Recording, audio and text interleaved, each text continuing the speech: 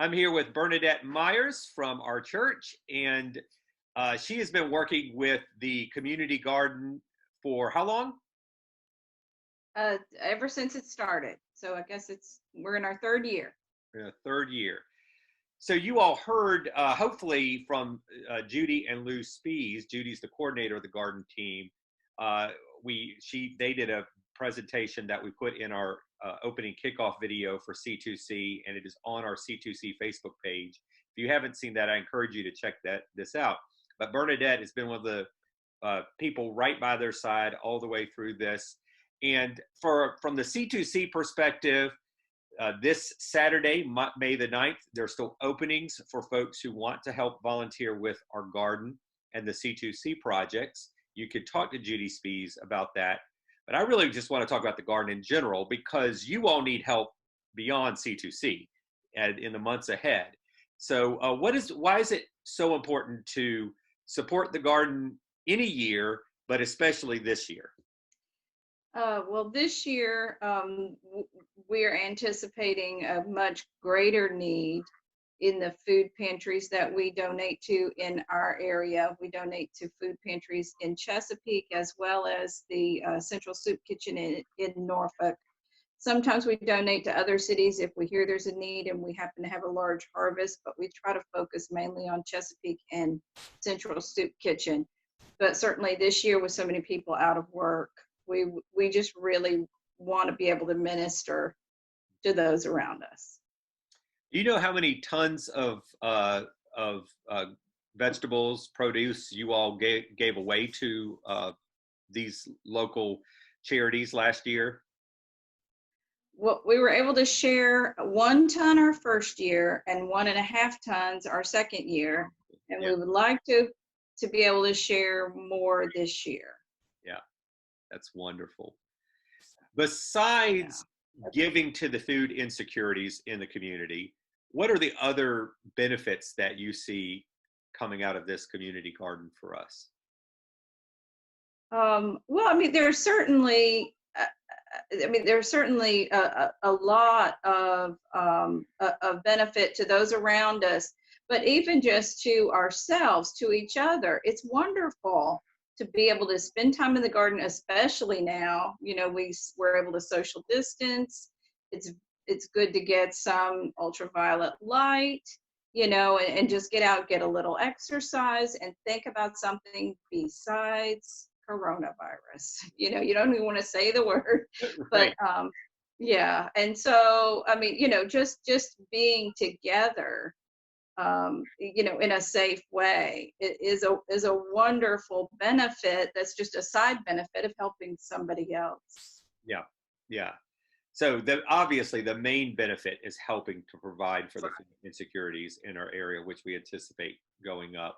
But just the idea of being a community, having a community garden that folks both inside Centerville Baptist and some folks from outside our church use, correct? Correct. So not only does our community benefit from it, but our community outside our church comes together and helps support it. And Absolutely.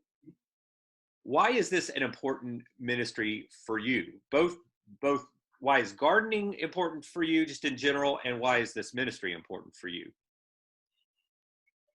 Well, you know, the thing that I appreciate about this ministry for me is I'm just one person. I cannot, you know, I don't feel like I can do a lot. But if I'm a part of this ministry, I'm just a small part. But altogether, we make a pretty big difference, you know, you know, that's pretty amazing. And it's just really neat to be able to be a small part of God blessing people in need in our community.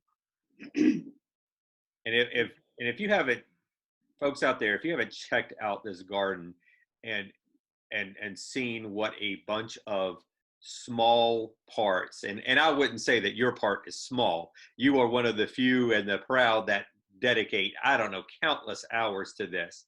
However, there are several of you working together, contributing each your part, and the garden is just magnificent. It's just a beautiful garden. A lot of work has been put into it. Yeah, Go ahead. but it's not. I mean, it's not like we're out there full time. we just each do, a few hours here and there. And it's amazing with a lot of hands, a few hours here and there is really, you're able to get a lot done. Yeah. And so that's kind of transitioning for those that want to help out. And I'll say, for my part, and I'm being honest here, the part that my family's played has been a small part, a few hours on a couple of Saturdays. But we also feel like we've been able to contribute in a meaningful, small but meaningful way to this garden project. So how can people help out if they're like us and can't dedicate, all their time, but could dedicate even just a few hours a month? Well, I would say certainly to contact the SPEs. I'm sure that their email address is up, through the church websites and through our newsletters. But, certainly that sort of thing is helpful if you can come out and help plant. We just have just a little bit of planting left to do. But when harvest time comes, we have some crops that will be just a one-time get in there, get it all out, and you're pretty much done over a matter of just a couple of weeks. And those would be humongous helps. In the past, we've had people come out and help us do potatoes. We just sort of do the potatoes all at once and just a couple hours. If somebody can donate on a Saturday when we're digging potatoes, it's great exercise, without having to go to the gym, which is not accessible right now anyway. But it's great exercise for free, and it's a huge help. Yeah. Yeah. I said a couple hours a month, but even just a couple hours one time, right?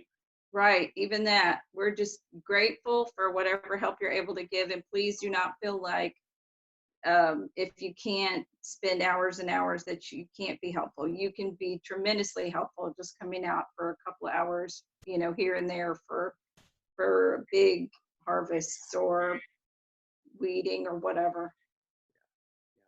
Yeah. This is truly a wonderful example of how we can be community and reach out to our community. That's what we've been emphasizing throughout this whole C2C community to community thing. And the garden is just a perfect example of that and a way to do it. When Bernadette says you can do it while physically distancing, Bernadette, you're a medical professional, so we trust what you're saying and so is Judy, when you all are saying that we can do this in safe ways. So Yeah.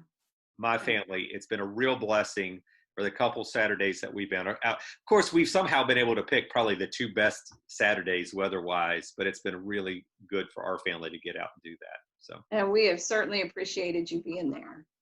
It's a real joy to see new faces. our pleasure. Well, what else would you like the folks to know about the garden or C2C or anything else you'd like them to know? Well, don't forget, because the food we don't have a lot of we don't have any produce really that's ready right now. Peas will be coming in soon, so if anybody wants to help pick peas, look out for the next week or 2 weeks. We may be able to pick some peas. And then the other thing is, certainly because we don't really have food right now, please don't forget to donate to the food pantry and to participate in the food drive that we're doing right now for food pantries in the area. Thank you. Thank you for tying in our other project. And our third project is the cards for the hospice that Rosemary Halcomb works in. So all three of them are big things. So yes, absolutely. Please don't forget the people on the front lines. Yeah. Thank you so much, Bernadette. Bernadette, you're a great example of ministry at our church. You help lead our the Red Cross blood drive monthly, and work with our children, and are involved in just so many ways. And we are grateful for you and for what your family brings to our church in so many ways. Well, thank you very much, and we appreciate you too. Harfst family all. Well, thank you. Bless you.